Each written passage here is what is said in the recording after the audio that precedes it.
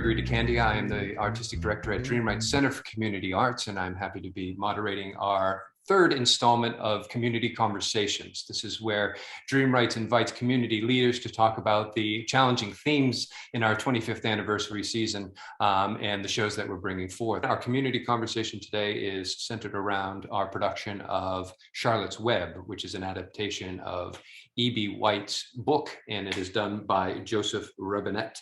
And we are producing that from April 1st through the 10th at DreamWrights Center for Community Arts. And that is no joke. We do open on April Fools. So we have some wonderful people that I'm going to have them introduce themselves. Thank you so much, Gregory. So my name is Julia Dunn. I am the clinical director at Olivias House, a grief and loss center for children. We are located in both York and Hanover. Good afternoon. I'm so happy to be here. My name is Natalie Williams. I'm the executive director of Healthy York Coalition. Hi, my name is Amanda Nowell, and I am the guest director for Charlotte's Web here at DreamWrights. Yeah, so my first experience with loss and my biggest experience with loss both happened in childhood. I would say my first experience, I was 8 when my paternal grandmother died. And then 4 years later, my dad died of a heart attack when I was 12. I can't quite maybe pinpoint my age, but my maternal grandfather had died. He had not been well, kind of recovered but then died very suddenly and almost unexpected. And he was a huge part of our lives, as are many grandparents. So that was very difficult. I also kind of initially had thought about, my mind just went to some pets, because I've had some friends recently that have lost pets as well. I've experienced that loss being, multiple decades throughout my life. And so I think that can be, extremely impactful too. That really seems to be an access point for a lot of young people is the loss of a pet, and to have these animals kind of give a candy-coated experience of mortality is really interesting. I was 5 years old when my maternal grandfather passed away. And so that was the first time I remember experiencing any loss like that. For me, definitely my family. I think that is always, and especially what we teach at Olivia's House too, having that support system around you. So I was lucky that, the other members of my family were just right underneath me. I think that is a gift that Olivia's House gives as well, is if you don't have that network related to you, you always have that support net underneath you. So I would say just coming together and even being with people who also understand that piece of loss is so, so comforting, especially in childhood. So I remember that, being surrounded by that love.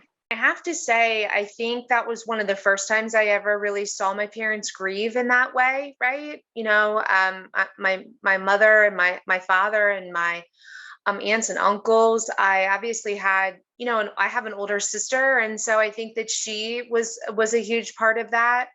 But I do remember kind of that experience of really just an overwhelming sense of really sorrow, kind of exuding from my family and my parents that I had never, ever experienced before.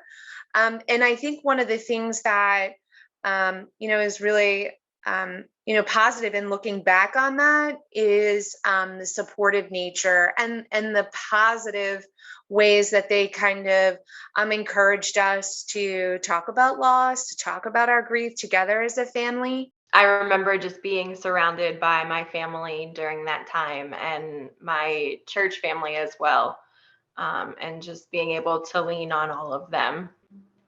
And let's actually jump right off of there, Amanda. Can we talk a little bit about how faith and spirituality was able to assist you, not only the family, but also having that guidance?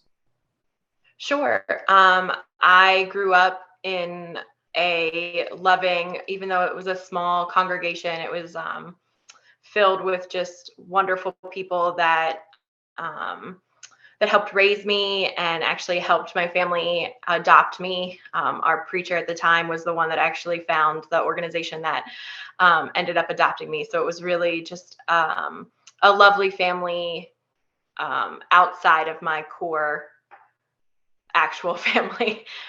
So I felt like I could talk to my teachers or my pastor and that type of thing about the loss that at 5, you don't really understand what loss is, and at least not at the capacity that we can now. So it was nice to be able to talk to them about that in any way that we could.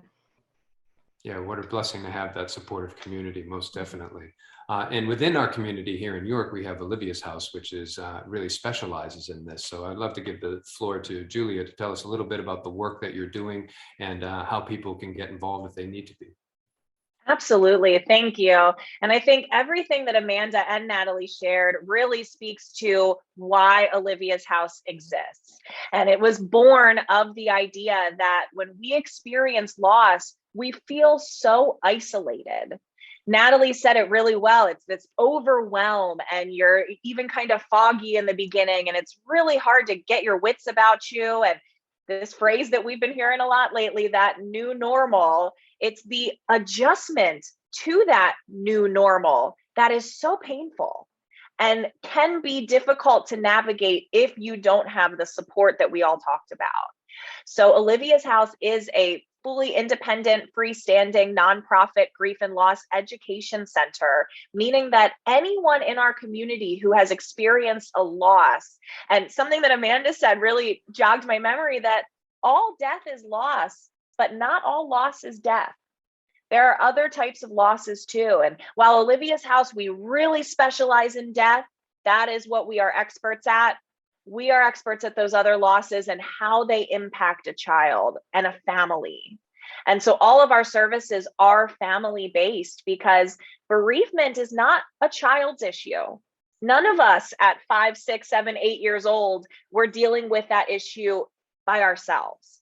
It is, even if your parents didn't have the same relationship that you did with the person, you're still parenting a bereaved child.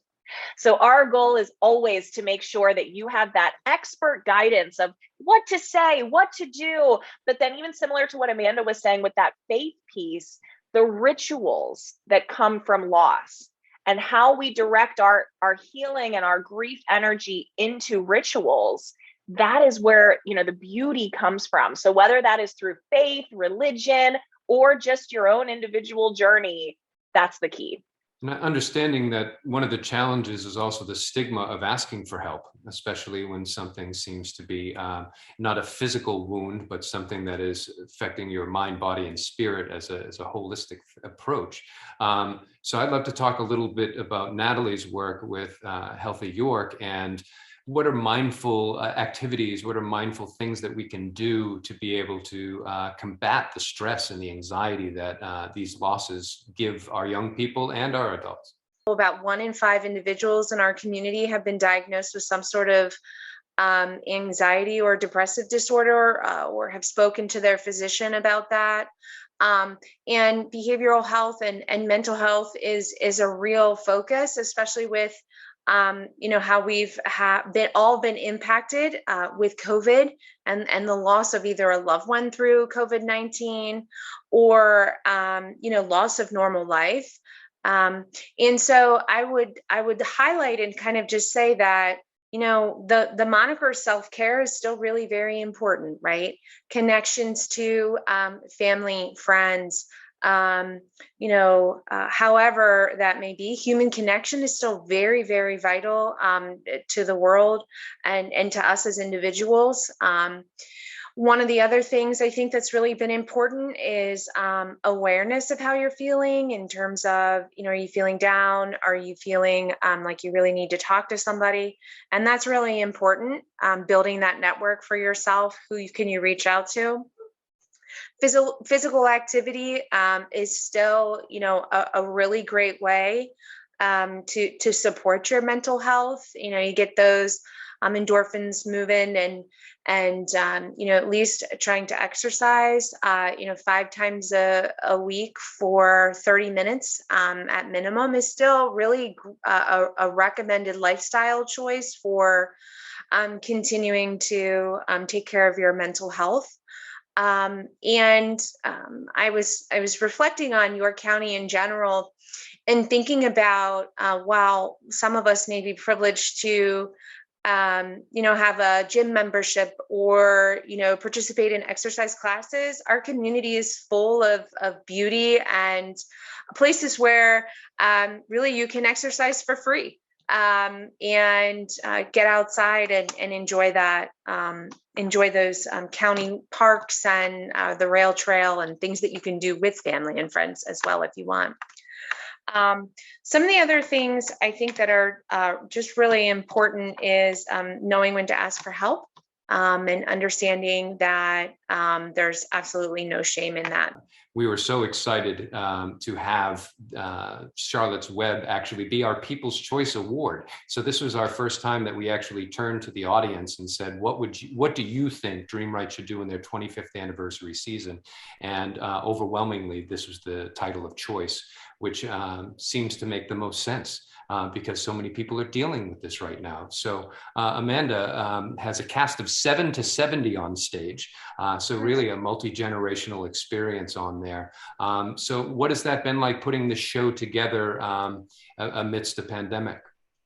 It's been great to just be back on stage and be back into a theater and just kind of have a normal experience again. I mean, we are still masked and we are taking the necessary precautions, of course, but it is nice to have some kind of normalcy back in our lives. And that's the overwhelming thought from the cast, is just that everyone is so happy to be back. And you can really tell it just from how they are acting on stage. They are just so thrilled to be back and to be with each other and to be social again. And the story is just such a beautiful tale of friendship, but also sacrifice and loss. So we have this beautiful juxtaposition of the two together. So it's been really, really great. And we have so many families involved. I think we have upwards of 8 to 10 families involved in some way, whether that's crew or actors or production teams. So it's great to bring that many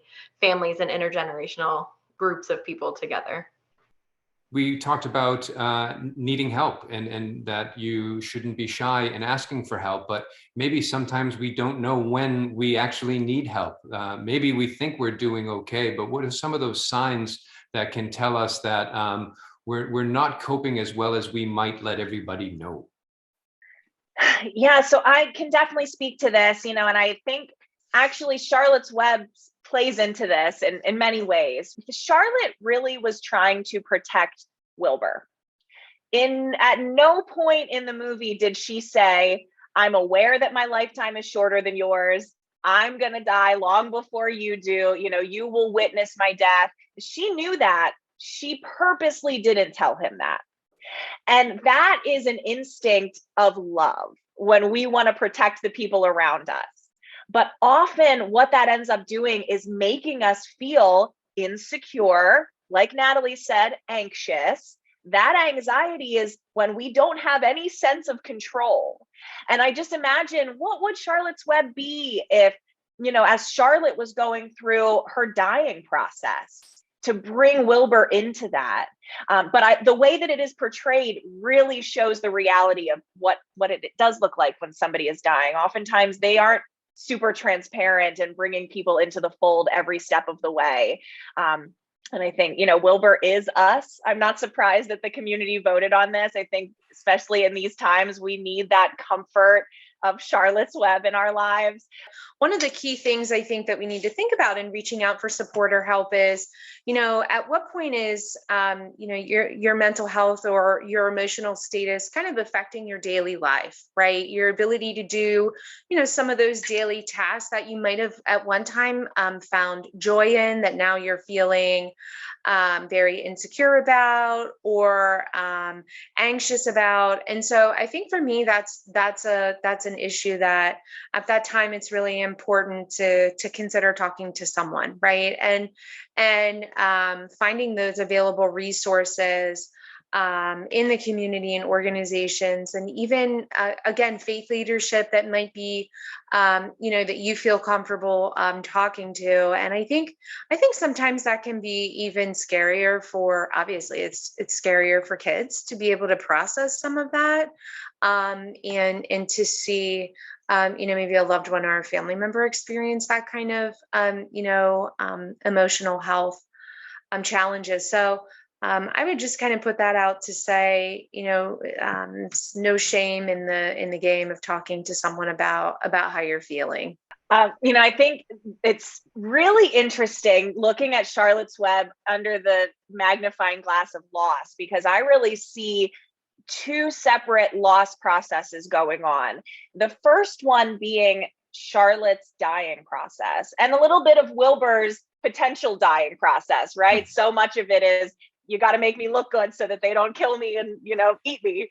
And the stages of grief when you are dying, those are the stages people often think of. And we have mislearned this in our lives. Those stages of denial, anger, bargaining, depression, and acceptance, those are the stages you go through when you are dying. There's a lot of grief involved in dying, but it ends with that, or ideally it would end with that acceptance of the end of your life. The bereavement process has nothing to do with those 5 stages. The bereavement process is what you go through when you have experienced a loss, and now you are working towards that healing. There's no end, there's no acceptance, there's no closure. It's a lifelong process.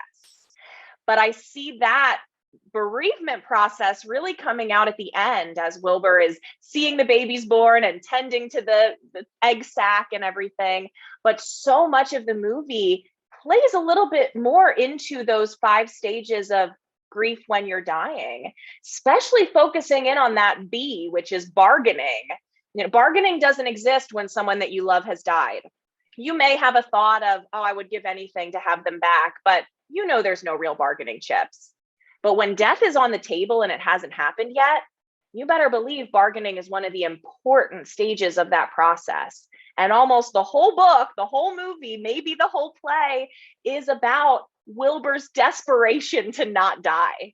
And how can I bargain with the universe, with the farmer, so that I live? And that aspect is so, so interesting, because it's not how we always think of death and grief, but in this instance it is. I don't know if this is necessarily in the show, but it's certainly from the book, which is the world is a wonderful place when you're young. So often what I will hear from parents is, I feel this bad. Imagine how bad my child feels. And I'm able to say, reverse that. Your child is geared towards resilience. That is at the top of their priority list, is to be resilient. And right under that is to have normal, healthy development. At the bottom of that list is when their bereavement is going to really overtake things. Us as adults, we're developed. Our brains are done. We only have time for bereavement. But children, I think, I don't ever like to think that death steals their innocence. Disney, get that thought out of your head. It is a part of life. I mean, it says it in the book and the movie. This is about lifetimes. We all have one. And I actually have a favorite book in our library is called Lifetimes by Brian Maloney. And it is about how every animal, including humans, has a lifetime with a beginning, a middle, and an end.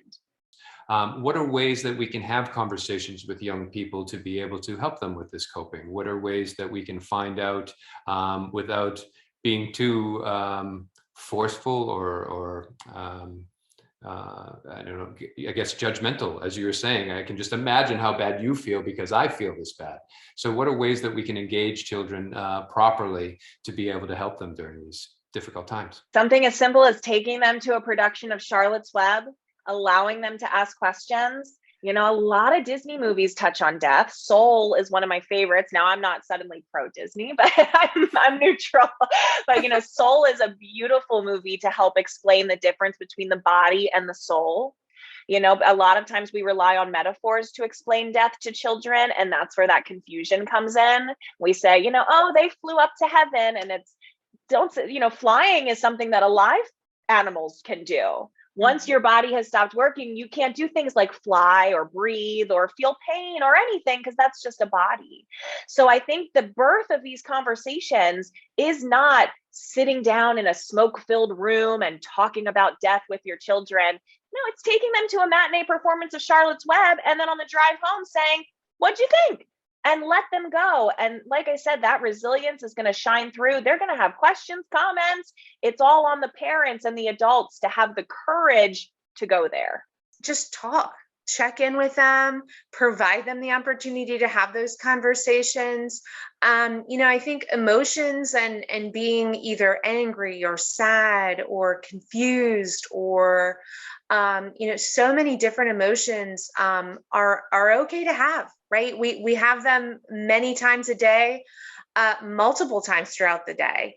And I just think the opportunity to really provide that space, if you're not comfortable as someone's caregiver or parent having those conversations, try to find someone, reach out for help, who can help you have those discussions and conversations. And that's, exactly what Olivias House does and, other professionals within our community, because I think talking about these things is really important, and just doing those check-ins. While sometimes, your teenager may not want to even talk to you, at least they're aware that you're providing that space. And that was an interesting thing. Enzo Messina is our 13-year-old sound designer of the show. And as we were sitting through a fabulous design run last week, he leaned over to me and he's like, isn't it crazy that this show is all about death? And I was like, I don't think it's crazy. I just think it's really well done. What Natalie and Julia were saying about having that space, having that safe space for the kids and the children to feel comfortable talking about death and loss and that type of thing. And that is definitely something from a director standpoint that I always try and make sure my rehearsal room is a safe space for them to create and just try new things all the time. So I think even though it's not the same it's not the same thing, it's the same concept to have this safe environment where kids can express themselves, and grown-ups too, but mostly kids can feel comfortable trying new things and going outside of the box and discussing the themes of death and loss, and whether they bring that up with personal examples or just with the death of Charlotte. It's just a really important thing across the board to have that safe environment. If you would like to bring some of your loved ones or people that you care about that are struggling with grief and loss, please join us again on April 9th after the performance at 5 p.m. in our studio theater. Again, this is absolutely free to the public. If you saw the show prior and you want to come back, you can do that. Or if you're just familiar with the book or the movie and you are wanting to experience different ways to be able to engage with people in this very difficult topic, we'd love to be able to have you come a part of that. And not only is Charlotte's Web dealing with this, we also have Spring Awakening later in our season in June. Then we also have a new musical called Alienate, again, dealing with young people dealing with very difficult and complex issues, which they are so apt at handling. And we as adults are having the conversations to make sure we're doing everything in our power to, again, create that safe space, not only in our homes, but in our community centers and in our community at large. I think if we've learned some things during the past 2 years of life, again, I think it's back to that human connection. And I think really our kids, have kind of lost out on a lot of life experiences, maybe did obviously experience some grief. And so it's wonderful to see DreamWrights not only tackling these difficult conversations, but looking for, an outlet to also consider, what kind of solutions might we want to discuss in the future, and opportunities for dialogue. So I appreciate that. Just being present in that room, you get to see children enable it or using their coping skills by acting, inspiring other children to say, oh, I can do that. How many of us sat in the theater as children and thought, I can do that?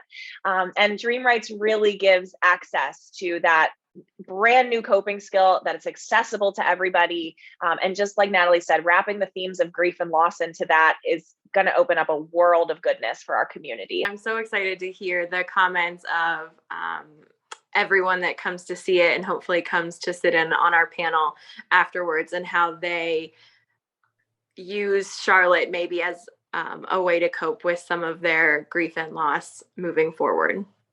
Wonderful. Well, I would like to thank the people of York for voting this wonderful show. Obviously, it's very much needed, and so glad to be able to present it as part of our 25th anniversary season. Again, we'll be running in the Diane Cruz Theater from April 1st through April 10th. We have Friday evening performances at 7 p.m. and our matinee performances on Saturday and Sunday are at 3 p.m. I mentioned before we have our gallery hour, which happens 1 hour before showtime. We have the students of Logos Academy doing barnyard animal portraits. And then we will also have some special things that will be happening in the lobby that we will be mentioning via social media. So pay attention to that and like us on Facebook, Instagram, and also our YouTube channel to find out that wonderful Gallery Plus thing that we'll be offering for our wonderful audiences coming in to see Charlotte's Web. Again, if you would like to be a part of this conversation, you can do that in person by joining us on Saturday, April the 9th. Again, I'm gonna take that back. You can join us on Saturday, April the 9th. That is at 5 p.m. and that will be after the show. Again, you do not have to have a ticket for this event. It is completely free. And anyone who's come to see Charlotte at DreamWrights or has any experience with Charlotte's Web, we invite you to join us in that conversation. Many of our guests here today will be joining us and some others as well. So I'd like to thank Natalie Williams from Healthy York, also Julia Dunn from Olivia's House, and our wonderful director, Amanda, who's doing a fantastic job with the show. I can't wait to share it with the community. And I thank you all for being part of this conversation.